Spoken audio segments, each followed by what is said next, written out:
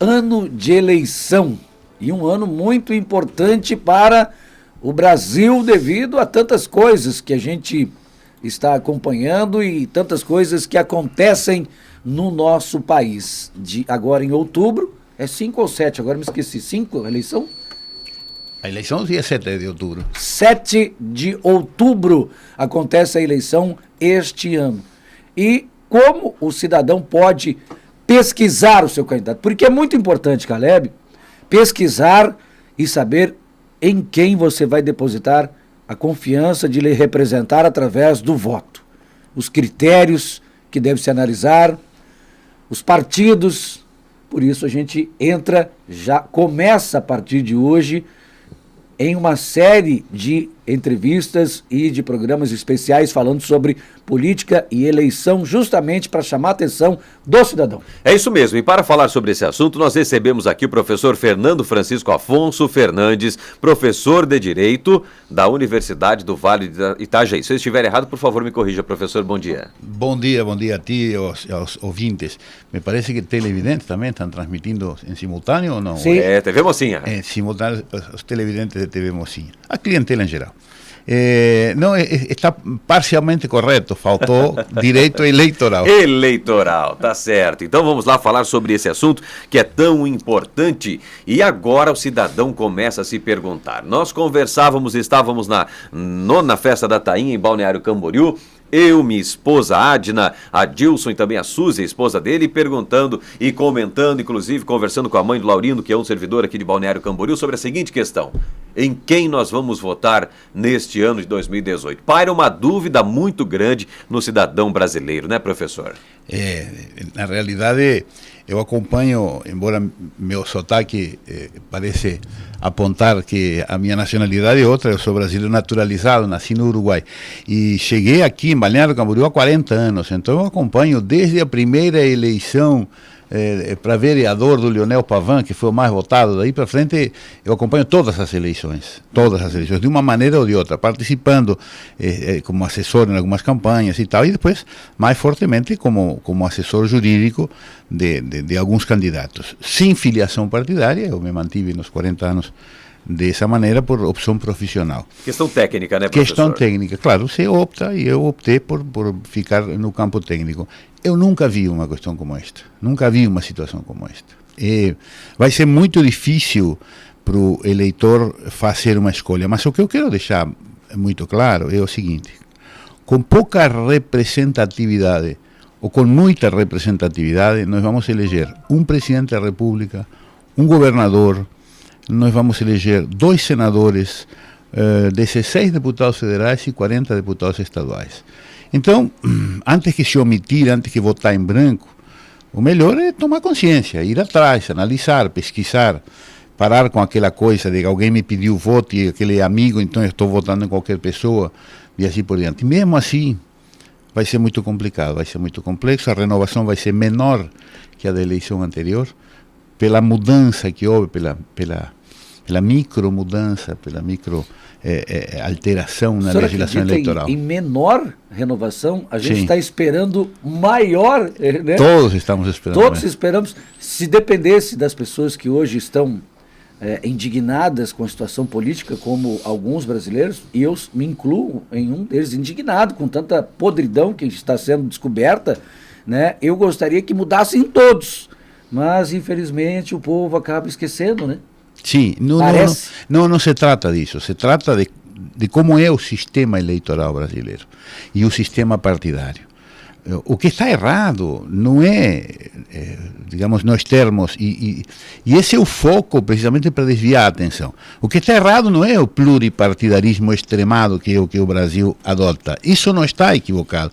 Porque essas discussões de diferentes tendências, das diferentes lideranças, elas estão acontecendo à luz da cidadania. Se você cria mecanismos para restringir a quantidade de partidos, certamente você vai deixar algumas correntes ideológicas, algumas minorias de fora, sem representação nenhuma e tal e coisa, e todas essas discussões, como quando nós tínhamos um sistema bipartidário, porque a lei só permitia isso, porque havia cláusulas de barreira que não permitiam outro tipo de coisa, por exemplo, a quantidade de legisladores que você tinha que ter para poder montar um partido, não te dava a opção mais do que ter duas legendas. E aí nós tivemos a Arena, Aliança Renovadora Nacional, que representava, digamos, a situação, ou como gosta de dizer o pessoal da esquerda, as oligarquias, e nós tínhamos o MDB, Movimento Democrático Brasileiro, que era a oposição, que na verdade era uma oposição consentida, era um faz de conta. Na época do governo militar. E essas discussões todas que hoje acontecem na frente da cidadania, do partido A e do partido B, fazendo críticas e aquela coisa toda, aconteciam intramuros e a sociedade ficava de fora. Eu acho que aí começa o vício, aquela questão da classe política achar que é uma classe de classes, que é uma coisa que está acima do bem e do mal, acima do Estado, acima da Constituição, etc., e legislar em causa própria e nos trazer a situações como estas. Essa legislação em causa própria é que nos deixou nessa situação. E aí eu vou dar uma ideia para a cidadania do que eu estou falando. Você suponha que nós tenhamos que fazer a reforma do Código Penal. Por que não deixar os presos fazer a reforma? Não é? Não são eles que sabem o que é melhor para eles. Então por que não permitir que os presos façam a reforma do Código Penal e do Código Processual Penal? Porque os políticos estão fazendo isso. Eles estão fazendo a reforma da legislação eleitoral e partidária, etc. E certamente nunca vão fazer... sabe o que é melhor para eles. Nunca vão fazer uma reforma que seja melhor para o cidadão. Exato. Que realmente nos traga alguma... E a imprensa, e aqui não vai nenhuma crítica, vai uma constatação, com mais raríssimas exceções mesmo, a imprensa não está enxergando isso. Legislam em causa própria. Claro, nós não podemos permitir isso. Nós temos que fazermos uma eleição, uma legislação eleitoral e partidária de maneira de transformar as agremiações políticas, que são fundamentais para a democracia e para a consolidação da democracia. Não tem nação democrática no planeta sem partidos políticos. Mas nós temos que conseguir com que esses órgãos que são obrigatórios, porque você, porque eu, porque ninguém pode postular candidatura sem estar filiado a um partido político, nós temos que conseguir com que esses órgãos sejam verdadeiros órgãos democráticos. Os partidos políticos têm dono, e o dono diz quem é que vai ser candidato, e o dono vai dizer para quem vai o dinheiro público, o nosso dinheiro público nesta eleição. O dono do partido vai dizer isso. Então como é que você vai renovar alguma coisa se o novo não tem dinheiro para bancar sua candidatura? Como ele vai fazer, se vai se fazer chegar à tua casa? Tanto é que MDB e PSDB neste ano, sobre a questão da divisão de recursos dos 2,5 bilhões, né, do fundo partidário, terão mais recursos para fazer a campanha. Sim. Essa é outra questão que mereceria todo um capítulo à parte, a ver se essa maneira da divisão é correta ou não é correta. O que acontece? Primeiro, não se presta conta, porque a conta que se presta é uma conta, digamos que não passa pela possibilidade de um Tribunal de Contas da União, já que a União está repassando verbas, não é? De um Tribunal de Contas da União fazer toda essa revisão, mas además fazer exigências, como se fazem as exigências dos órgãos públicos, porque não são órgãos públicos. Então nós passamos agora, entre o fundo de campanha e o fundo partidário, que são dois fundos diferentes, neste ano vamos passar essa cifra mais ou menos que tu deu, mas acima de 2 bilhões, é muito dinheiro.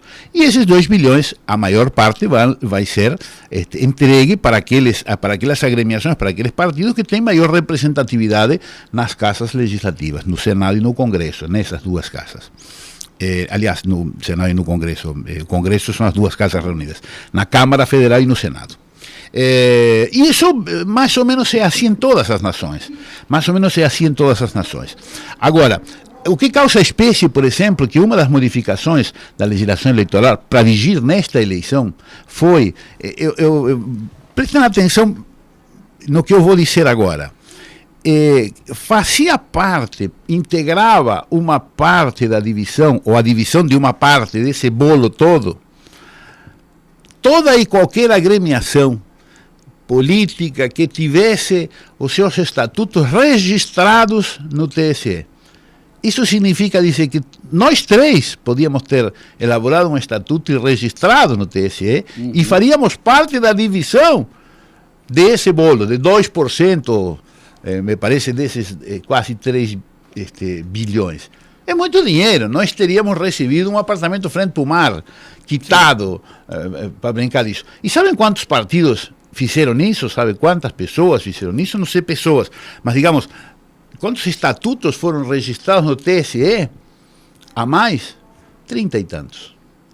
Ou seja, nós já tínhamos 35, agora nós temos mais 35, mas que entraram só por racha. Tem partido político que tem mais tempo de fundação que a maioria dos partidos políticos, mas quando eu digo mais tempo, tem 10 anos a mais, pelo menos, de fundação. O presidente é o mesmo, isso é monarquia, gente. E o que faz esse partido político? Eu não conheço nenhum deputado federal que tenha tido esse partido político, mas esse partido político recebe R$1,5 milhão, no mínimo, todos os anos. Eu quero um partido político desses para mim. Eu também quero entrar nesse racha. Por isso a existência de exatamente. partidos que não têm nenhuma representatividade e nem tampouco relevância no país, E professor. que a gente nem fica sabendo que partido é esse, Vem que cada sigla é um. essa, né? Mas professor, o cidadão, agora, vamos diretamente ao cidadão, como é que ele pode pesquisar o candidato dele para saber se esse candidato é um bom representante para ele? Como fazer? Bom, o primeiro, isto é o que eu vou dizer agora, ou parte do que eu vou dizer agora, já tenho repetido isso nos últimos 30 anos. E nem por isso eu concordo com o voto distrital. Nem por isso eu concordo com o voto distrital. Acho que o voto proporcional é o mais justo. Porque você proporcionalmente monta uma casa legislativa a espelho da sociedade. As diferentes estratos sociais, as diferentes camadas sociais, as diferentes profissões, setores e tal, encontram sua representação lá. Mas veja, você primeiro tem que tentar alguém conhecido, para você conseguir saber quem é ele. Você vai empregar uma pessoa, síndico do teu prédio. Você tem uma microempresa, mecânico, você precisa de outro mecânico. Você faz uma averiguação mínima. Para isso você entende que você tem que ver. E se ele vai, às vezes, ficar sozinho lá e vai ter que cobrar do cliente, você precisa um pouco mais de profundidade para isso, porque você vai deixar ele no caixa. Mas aqui não é diferente, gente. Eu não entendo por que um professor ou qualquer ser vivo tem que explicar isso para as pessoas. Isso é assim, você tem que ir atrás. Essa pessoa vai manejar o caixa, o teu dinheiro. Então você vai deixar qualquer idiota fazer isso. E depois você vai achar que você está sendo traído. Você não fez o dever de casa, você deixou o bandido se estabelecer lá. E você depois vai se sentir como se fosse o marido que a esposa lhe foi infiel. Não, a culpa é tua, não é de mais ninguém. Para de procurar culpados onde não tem. Você é o culpado. Você que se omite é o culpado. Eu vou te dar um exemplo que quem está ouvindo, com raríssimas exceções, conhece. E é capaz que, através desse exemplo, faça no meia-culpa. Reunião de condomínio. Esse negócio xarope, não quero nem saber. Faça na reunião e quando você não vai, você está passando, por via oblíqua, uma procuração para aquele que vai decidir. É isso que você está fazendo. Verdade. Não é? Depois você reclama. Você chama o síndico de ladrão. Mas você deu uma carta branca para o síndico fazer o que quisesse quando você não foi lá. O condomínio é teu também, ele só vai administrar a verba. Só vai administrar. Ele não é o dono. Mas aí ele possa de proprietário, começa a te proibir, começa a colocar plaquinhas, proibido isso, proibido aquilo, começa a reger a tua vida, começa a dizer o que tu podes fazer com a tua propriedade e com as áreas que são comuns. Ele começa a mandar, porque você deu-lhe o mandato para fazer isso, se omitindo. Se você vai lá, pelo menos você pode discutir. Este é o momento de discutir. Eu quero saber quem é o fulano, eu quero saber qual é a origem, de onde é que ele veio. Prestem atenção, nós vamos ter 40 dias de campanha, no máximo, 40 dias de campanha. Não pode outdoor, não pode pilotar o carro, não pode isso, não pode. Isso foi o pré, isso foi o que fizeram primeiro. Por quê? Porque eu que sou mais conhecido, vou ter menos dificuldade. Eu já tomei conta do partido, já tomei conta da militância, dos cabos eleitorais, já tenho tudo mapeado, correto? Tudo bem, agora o dinheiro vai vir para mim, que já tenho mandato. Então você, como é que entra nessa história? Você tem mandato? Não. Você vai ter dinheiro? Quase nada, o que você consiga arrumar. Você não banca uma campanha com moedas. Então, nesse sentido, se tiver novo, será novo com recursos próprios. Novo com recursos próprios significa dizer, a classe média toda e para baixo está fora. Nós estamos elitizando a política. É disso que se trata. Eu pergunto, nós podemos deixar a raposa cuidando do galinheiro? É o que nós estamos fazendo. Então, você vai tentar fazer isso. Claro, aquele que tem mandato político vai ter menos votos. Se antes ele se elegeu com 100 mil, agora vai se eleger com 70, porque os novos vão tomar dele 30 mil. Mas ele vai ser eleito do mesmo jeito, porque ele vai ter os recursos, ele vai ter o tempo, ele vai ter o dinheiro, ele já vem fazendo toda a sua campanha ao longo dos últimos 4 anos, ou dos 8 anos, ou dos 16 anos, porque tem gente que tem a marca do cachimbo, assim, sabe? De tantos anos que está com o cachimbo pendurado, não larga no osso. Depois tem situações que parece que é hereditária a cadeira. Não, essa cadeira é da minha família. É o pai, vai o filho, então o pai vai para federal, o filho vem para estadual. É hierárquico, né? Sim, é uma coisa horrível. E os cargos públicos, que é natural, não é? Da política, ocupar os cargos públicos, isso é natural da política. Para administrar a coisa pública, são sempre ocupados pelos familiares do cacique do partido. Sempre. É só reparar quem ocupa os cargos públicos nos partidos em Santa Catarina. São sempre os familiares. Então você carrega o piano do fulano e capaz que te sobra um osso. Mas o filé mignon vai ser para ele e para a família dele. Então o que está acontecendo? O que está errado aqui? Está errado que se eu não posso postular candidatura avulsa, e é bom que assim seja, eu também não posso postular de outra maneira sem ser submetido a essa situação vejatória, aviltante, abusada dos donos dos partidos, que vão dizer se eu vou ter chapa, e vou ter chapa em que sentido, em que situações, em que condições. Tem partido político aqui em Santa Catarina que tem um único candidato a deputado federal, todos os outros podem ser candidatos a deputado estadual. Por quê? Porque o candidato a deputado estadual é o cabo eleitoral natural do candidato a deputado federal, e o candidato a deputado federal é o dono do partido. Então vai acontecer o que ele queira, e nós vamos pagar por isso, nós vamos dar o dinheiro para ele fazer isso. Vocês percebem a loucura em que estes abjetos, porque eu estou sendo extremamente educado, que eu que convenho a um professor falando num meio de comunicação de massa, porque estes abjetos estão nos levando a uma situação que nós somos reféns. Nós somos reféns dos políticos. Eles legislam para a Bélgica, porque quando eles fazem essas decisões, quando eles tomam essas decisões de aumentar salários, agora que disseram na proposta do orçamento era sem aumentos, porque me parece razoável. Se 70% da população está aqui embaixo, você não pode pegar 30% e continuar aumentando, porque você aumenta também essa disparidade. Vamos segurar aqui, enquanto essa parte aqui consiga se aliviar um pouco. Me parece que é razoável. Não é? Então, no orçamento, ano que vem, estava isso como sendo tabu. Não terá aumentos no ano 2019 para o funcionalismo público. E eles retiraram isso, porque não era simpático. E claro, porque tem a família dele toda lá pendurada. E porque nós estamos num ano eleitoral também, aí influencia tudo, né? Mas a pergunta que eu faço é a seguinte: ele não pode estar legislando para o Brasil, porque o Brasil está do jeito que está, e nós todos estamos sufocados dos aumentos do funcionalismo público e deles nos tornarem reféns permanentemente. Quer dizer, porque quem paga a conta somos nós, não é o pessoal da Suécia. Nós pagamos a conta. Então eles estão agradando 30%, 20% da população, e estão desagradando 80% da população, que estão carregando.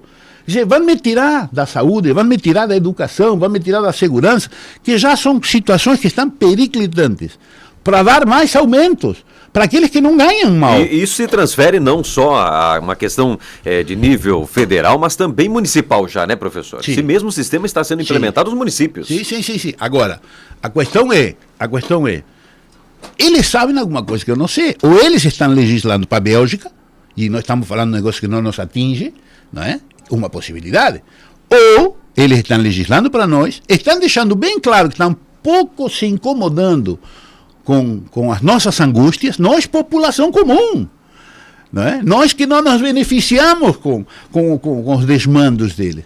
Ou então eles sabem alguma coisa que nós não sabemos, e eles sabem alguma coisa que nós não sabemos. Sabe o que é? Que eles têm a reeleição praticamente garantida.